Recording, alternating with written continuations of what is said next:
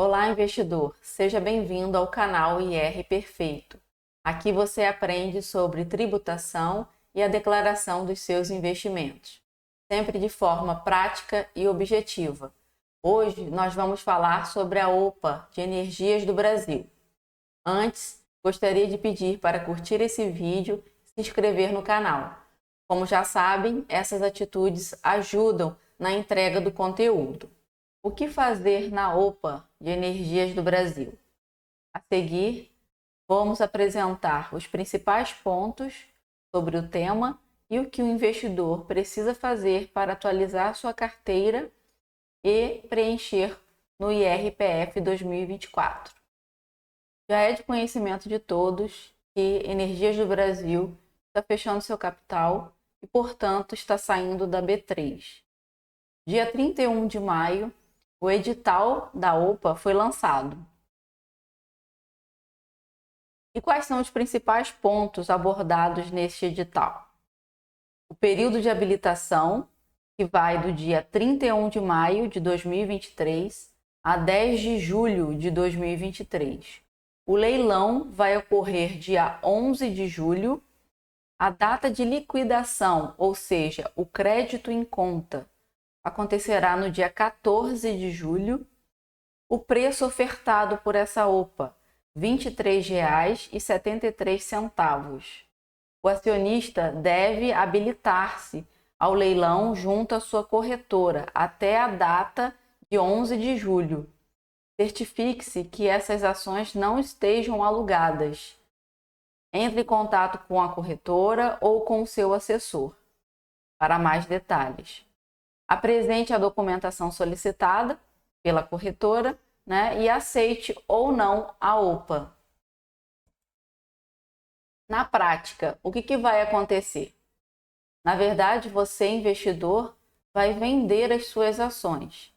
E como toda venda, você precisa apurar o resultado desta operação, que pode ser o lucro isento, lucro tributável ou prejuízo.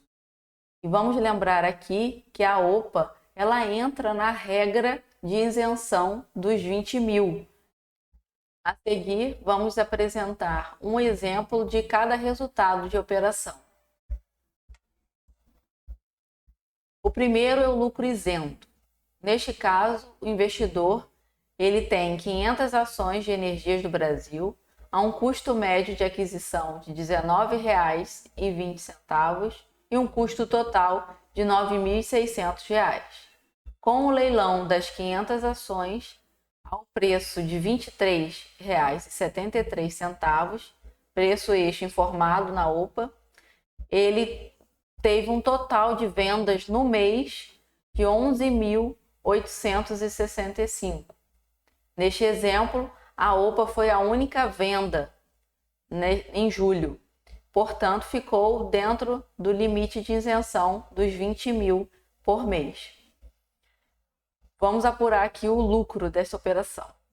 11.865 o valor de venda, menos o custo total de aquisição, 9.600, apresentou um lucro isento de R$ 2.265.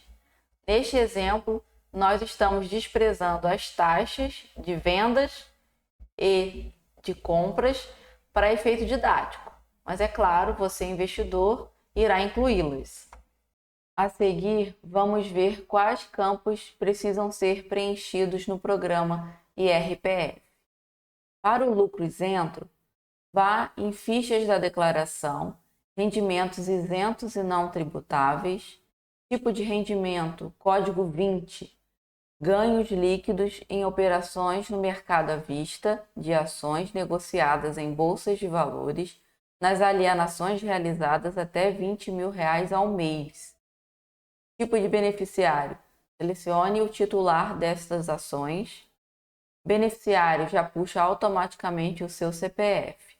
Em valor, digite o lucro isento apurado anteriormente. No programa, é preciso também atualizar a custódia. Então, você precisa ir em fichas da declaração, bens e direitos, e basicamente atualizar os campos destacados nesta imagem. Em discriminação, zere as posições quantidade e custo médio de aquisição. E situação em 31 de dezembro de 2023 também precisa ser zerada, uma vez que você não possui mais Energias do Brasil em sua custódia. O exemplo 2, vamos falar sobre o lucro tributável. Neste caso, o investidor ele possuía 900 ações de Energias do Brasil a um custo médio de aquisição de R$ 17,11 e um custo total de R$ 15.400.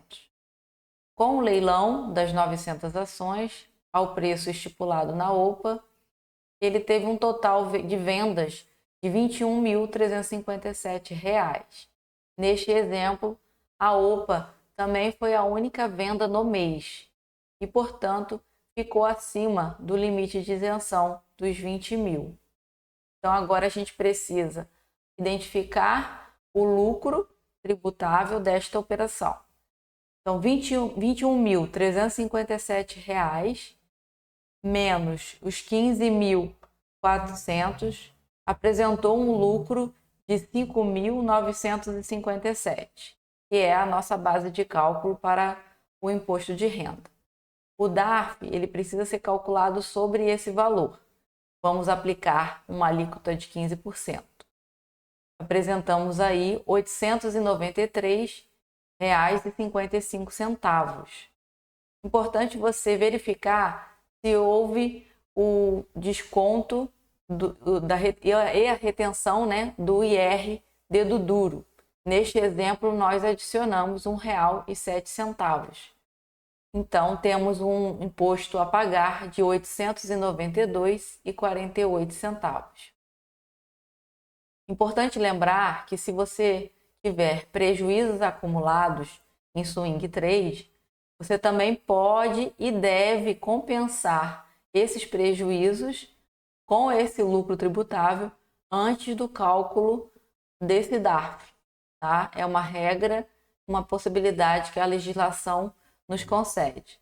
Então, um prejuízo acumulado de opções, de ações, ETF, BDR, podem ser compensados com esse lucro tributável aqui, derivado da OPA.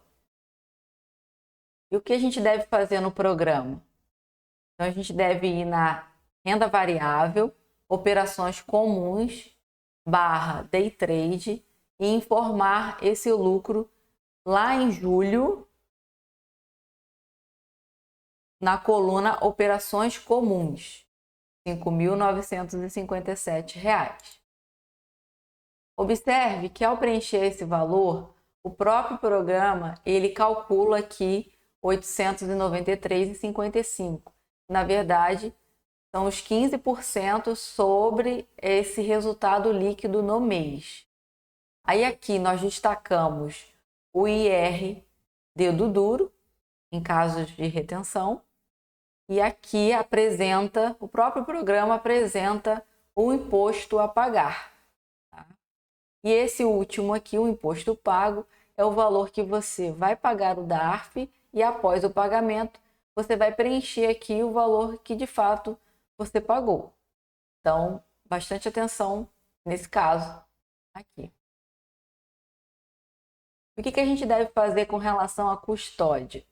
A gente precisa também ir em fichas da declaração, em bens e direitos e atualizar os campos destacados nesta imagem.